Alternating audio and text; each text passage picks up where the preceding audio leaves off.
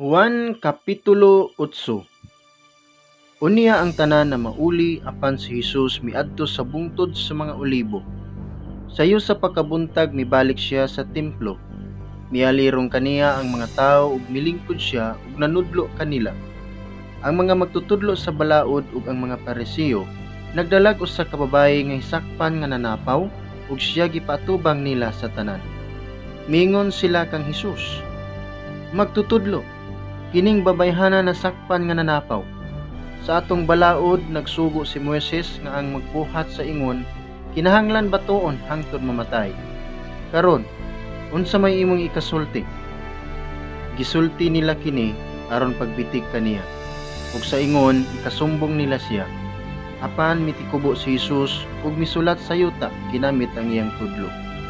Ug samtang nagbarog sila didto nga nangutana, mituyhad si Jesus ug miingon kanila, bisag kinsa kaninyo nga wala makasala, mao'y paunaha pagpato kaniya. Unya misulat siya pag-usab sa yuta. Sa pakadungog nila sa gisulti ni Jesus, nag-iyahay silag pamahawa ug nag-una ang mga tigulang. Nahibilin si Jesus ug ang babaye nga nagbarog gihapon didto. Si Jesus mituyhad ug miingon kaniya, hain naman sila. Wala ba'y nagpabilin aron pagsilot kanimo? Wala, sir, siya mitubag. Si Jesus mingon kaniya, kun mao ka na, bisan ako, dili usab musilot kanimo. Lakaw ug ayaw na pagpakasala. Unya si Jesus mingon na usab sa mga Pariseo, ako mao ang kahayag sa kalibutan. Ang musunod kanako dili na gayud maglakaw diha sa kangitngit, kun dili makabaton hinoon sa kahayag sa kinabuhi. Ang mga Pariseo mingon kaniya, nagsaksi ka bahin sa imo rapod nga kaugalingon ug ang imong gisulti dili madawat.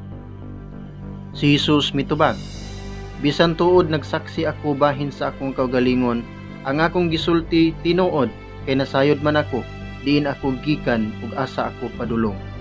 Apan kamo, wala masayo diin ako gikan ug asa ako paingon.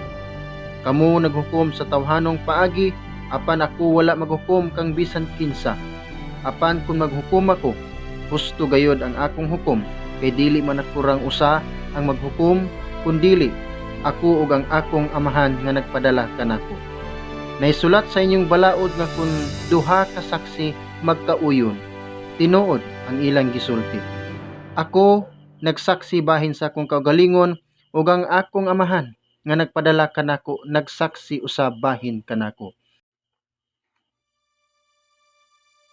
Busa nangutana sila, hain man di ay ang imong amahan? Si Jesus mitubag, wala kamo makaila kanako ug sa akong amahan. Kung nakaila pa kamo kanako, makaila usab unta kamo sa akong amahan. Gisulti ni Jesus kining tanan samtang nagtudlo siya sulod sa templo didto sa lawak nga gibutangan sa mga sudlanan sa halad. Ug walay midakop kaniya kay wala pa man moabot ang iyang takna.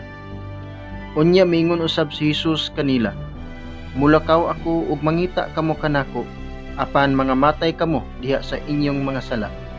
Dili kamo makaadto sa akong adtuan. Busa ang kadagkuan sa mga Hudiyo nag-ingnanay. Maghikog bakha kini siya nga nag-ingon man nga dili kita makaadto sa iyang adtuan. Si Jesus mitubag, kamo taga dinhi sa yuta, apan ako gikan sa langit. Kamo taga dinhi sa kalibutan, apan ako dili taga dinhi. Gisultihan ko kamo nga mga matay kamo diha sa inyong mga sala ug mahitabo gayud kini kun dili kamo mutuo nga ako mao. Sila nangutana kaniya, kinsa ka ba di ay? Si Jesus mitubag, ang gitug-an ko na kaninyo sukad pa sa sinugdan. Daghan akong ikasulti ug ikahukom batok kaninyo.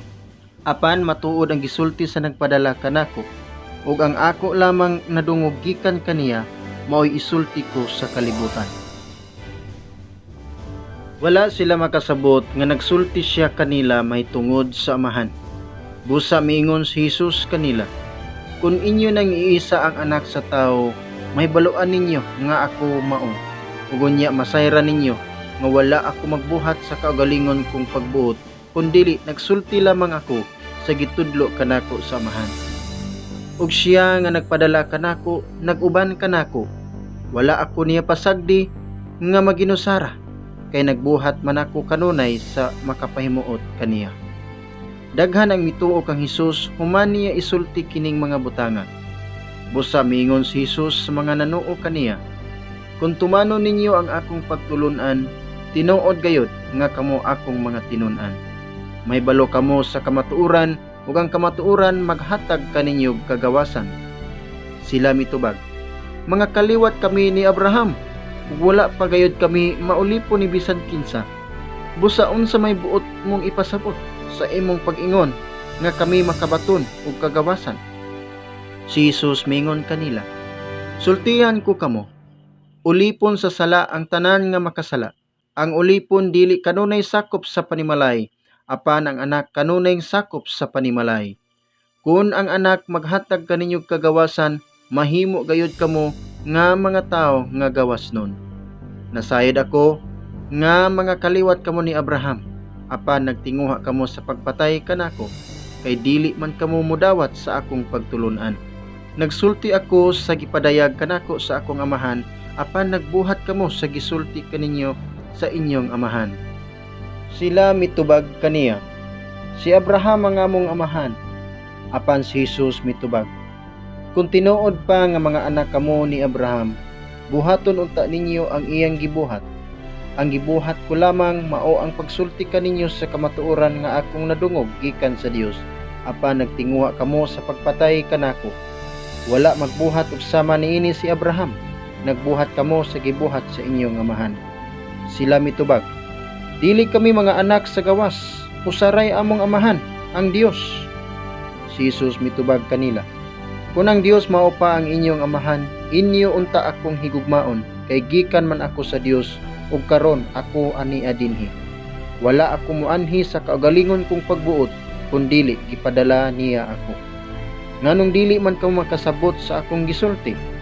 Ang hinungdan niini mao nga dili kamo buot mudawat sa akong mensahe. Mga anak kamo sa inyong amahan nga mao ang yawa, ug buot kamo musunod sa mga tinguha sa inyong amahan. Mamumuno siya sukad pa sa sinugdan, wala gayud siya mudapig sa kamatuoran, kay wala man kaniya ang kamatuoran. Kung mamakak siya, natural lamang kaniya, kay bakakon man siya ug amahan sa tanang bakak. Dili kamo mutuo kanako, kay nagsulti man ako sa kamatuoran. Kinsa bakaha ninyo ang makapamatuod nga nakasala ako, kay nagsulti man ako sa kamatuoran, nganong dili man kamo mutuo kanako. Ang iya sa Dios mamati sa mga pulong sa Dios, apan kay dili man kamo iya sa Dios, dili kamo mamati. Ang mga Hudiyo mitubag kang Hesus, dili ba husto ang among pag-ingon nga ikaw usa ka Samarianhon ug giyawaan? Si Jesus mitubag, wala ako yawai, gipasidunggan ko Hinuon ang akong amahan, apan gipakaulawan ako ninyo. Wala ako magtinguha og dungog alang sa akong kaugalingon, apan may nagtinguha niini alang kanako ug siya ang maghukom. Sultihan ko kamo, ang magtuman sa akong gisulti dili gayud mamatay. Ang mga Hudiyo miingon kaniya, karon natino na gayud namo nga giyawaan ka. Si Abraham ug ang mga propeta nangamatay, apan nag-ingon ka, ang magtuman sa akong gisulti dili gayud mamatay. Ayaw kamig ingna nga labaw ka pa kang Abraham. Namatay siya ingon man ang mga propeta, si kinsa ka ba sa imong paghunahuna? Si Jesus mitubag, kung pasidunggan ko ang akong kaugalingon, walay bili ang akong dungog. Ang nagpasidungog kanako mao ang akong amahan nga inyong giingon nga inyong Dios. Wala gayud kamo makaila kaniya, apan ako nakaila kaniya. Kung moingon ako nga wala ako makaila kaniya, mahimo akong bakakon sama kaninyo. Apan nakaila ako kaniya ug nagtuman sa iyang sugo. Ang inyong amahan nga si Abraham nalipay nga makakita siya sa adlaw sa akong pag-anhi. Nakita niya kini ug nalipay siya. Ang mga tao miingon kaniya, wala pa gani kay 50 ka tuig unya nakita mo na si Abraham? Si Jesus mitubag, sultihan ko kamo, wala pa gani matawo si Abraham Ako mauna.